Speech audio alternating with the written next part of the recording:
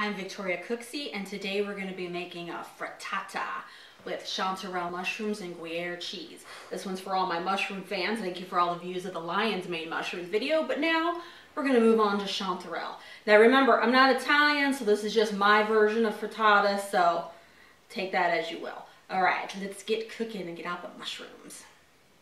So I've got just under a half pound of chanterelles here. This is also a good way when you want to try mushrooms by making a frittata. You don't need a ton of them because these this year, 2017, were $14.99 a pound. I've got just under half a pound here. What you're going to do to clean these, because you'll see these definitely have plenty of dirt on them, you're going to just kind of trim the end a little bit and then cut these in half. Then I'm going to rinse these real quick under water to get the dirt off and then pat them dry on a towel. So we're going to do that with all of them. And now I've patted these dry. One thing to remember, it's okay to rinse mushrooms, but you just don't want to do it in advance. Do it right before you're going to use them and then you're going to be okay. If you hear a little whining, that's my dog in the background. He gets a little jealous when mommy's not looking at him. Then I'm going to look at what's a bigger piece, and I kind of want to go for bite-sized pieces. Chanterelles are pretty delicate, so I don't really go much smaller than that. I've got the oven set to 350 degrees and a non-stick skillet set over medium heat with some olive oil in it to start. We're going to add butter later, but olive oil to start. Don't have to worry about burning at that point. This is a large shallot. I'm going to throw that in there. Give it a little stir. Normally my pan, you'd hear more of a sizzle, but since I'm filming, I wanted to make sure it wasn't too hot to start, but don't be afraid of heat when you're cooking. That's going to start cooking, and I'm going to also add in the cut up mushrooms. While the mushrooms and shallots cooking, go ahead and grate a 1/3 pound of Gruyere cheese. And in this bowl, I've got 10 quality eggs. What I mean by that is look for like organic eggs at the store. If you have a farm near you where you can buy eggs, or at the farmer's market, because believe it or not, eggs make a difference too. In here I've got 10 eggs, a little splash of water, about 2 teaspoons of water, salt and pepper, and I've whisked them. You want to make sure these are whisked really good.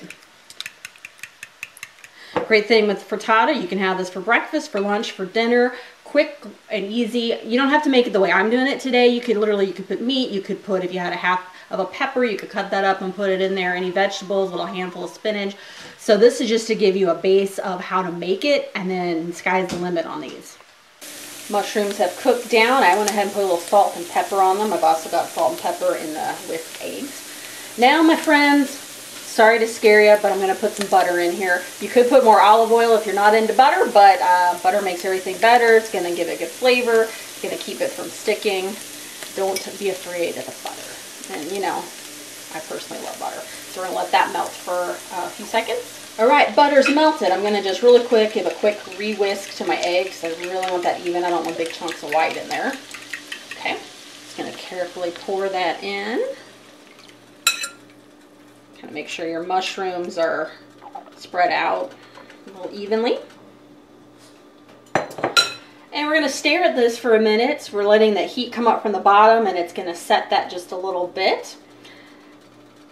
I used to actually stir this, but I found that it makes it stick when I take it out at the end. So I've kind of found just put it in, leave it alone.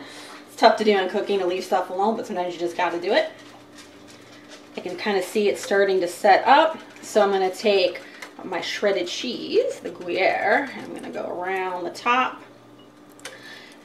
And you know, if you like cheddar, do cheddar. If you don't want cheese, don't do cheese. Kind of use what you've got around. Okay, now I'm going to stick this in the oven for around 15 minutes or so until the cheese is melted. And remember, when you take this back out of the oven, this pan's going to be smoking hot. So keep that in mind. Don't burn yourself. Okay, into the oven, and I'll see you in a few. All right, this has come out of the oven. You can, if you're ever worried, you can always make sure it's loosened up, but you can tell that one is. Okay, the moment of truth. Will it come out of the pan?